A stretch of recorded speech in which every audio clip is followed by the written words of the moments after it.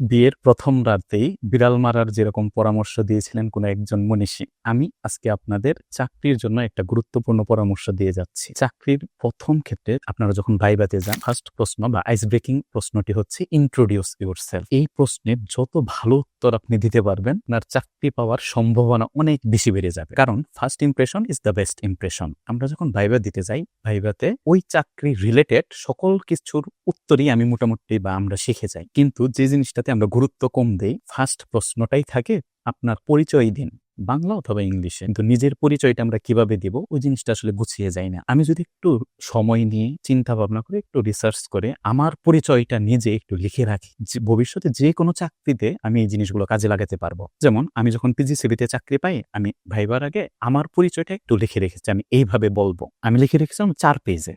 কারণ 4 পেজ বলার কিন্তু সময় থাকে না, ওইখানে হাইয়েস্ট আমাকে 30 সেকেন্ড বা অল্প একটু সময় দেয় নিজের পরিচয়টা দেওয়ার জন্য। এই ক্ষেত্রে সবচেয়ে পিক পয়েন্টগুলো আমরা যদি বলতে পারি, যেটা দিয়ে তাদেরকে ফ্যাসিনেশন করা যাবে, না আমার দক্ষতা আপনারা যা চাচ্ছেন তার চেয়ে ভালো বা তার সমতুল্য, এবং আমি এই কাজটা খুব গুরুত্বপূর্ণভাবে দায়িত্বের সহিত করতে পারবো, এটা যদি ফুটিয়ে তুলতে পারি, আপনি তাদের নজর কাটতে পারবেনই, ভাইবা বোর্ডের নজর কাটতে পারবেন। যেমন আমি একটু বলতে দেই, আমার ফার্স্ট যে আমি লিখে রেখেছিলাম যে ইন্ট্রোডিউস ইউরসেলফ এর উত্তর, আমি এসএসসিতে ময়মনসিংহ জেলা স্কুল থেকে পাশ করেছি এবং বোর্ডে 5ম স্থান অধিকার করেছি। এসএসসিতে ঢাকা বোর্ড থেকে পাশ করেছি আনন্দমোহন কলেজ থেকে এবং 1ম স্থান অর্জন করেছি। বুয়েট থেকে বিএসসি পাশ করেছি সিসি ডিপার্টমেন্টে with CGPA something more than 3.6, এক্সাক্টটা বললাম না এখানে। বুয়েটে বর্তমানে মাস্টার্স করছি। একাডেমিক লাইফে 60-এর বেশি ন্যাশনাল পুরস্কার পেয়েছি। Math olympiad, physics olympiad, junior science olympiad, ইসজাই competition, quiz competition, career club competition, engineering olympiad competition, এরকম কম্পিটিশনে আমি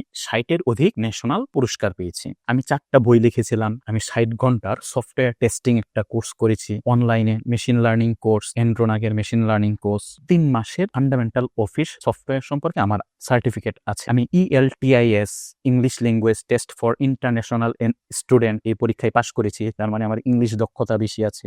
লিডারশিপ প্রোগ্রামে আমি অংশ নিয়েছি। US embassy, Dhaka student and police engagement program. আমি অ্যান্ড্রয়েড অ্যাপ ডেভেলপমেন্ট করেছি অটিস্টিক পিপুলদের জন্য একাডেমিক থিসিসের কাজে। আমি একাডেমিক লাইফে অসংখ্য সফটওয়্যার ডেভেলপ করেছিলাম, যেগুলোর জন্য বিভিন্ন ব্যাকএন্ড হিসেবে নোটজেস, জেঙ্গো বা বিভিন্ন স্ট্যাক ব্যবহার করতে হয়েছিল। আমি অসংখ্য এক্সট্রা কারিকুলার অ্যাক্টিভিটিসে অংশ নিয়েছিলাম, যেমন ফাউন্ডিং মেম্বার ছিলাম ময়মনসিংহ জেলা স্কুল, সততা সংঘের চেয়ারম্যান ছিলাম, এন্টি করাপশন কমিশন মানে দুদকের স্কুল সভাপতি ছিলাম, ফুলপুর অনার্স স্টুডেন্ট ওয়েলফেয়ার অ্যাসোসিয়েশনের সভাপতি ছিলাম, BUET career club, nuclear club, entrepreneurship club, এ সকল ক্লাবের সদস্য ছিলাম। মানব কল্যাণ যুব সংস্থা এবং উৎসর্গ চ্যারিটেবল ফাউন্ডেশনের উপদেষ্টা হিসেবে কাজ করেছি। এই জিনিসগুলো আমি লিখে রেখেছিলাম যে আমি এই পয়েন্টগুলো ওখানে বলে আমি ফ্যাসিনেশন তৈরি করার চেষ্টা করব। সব কথা কিন্তু আমি বলতে পারবো না, কিন্তু কি পয়েন্ট যেগুলো, যে ভাইভাতে আমার এডুকেশনাল দক্ষতা বেশি দরকার, আমি ওইখানে আমার এডুকেশনাল অ্যাচিভমেন্টগুলো ভালো করে ফোকাস করব। যেখানে আমার এক্সট্রা কারিকুলার অ্যাক্টিভিটিসটা বেশি দরকার, ওইখানে এক্সট্রা কারিকুলার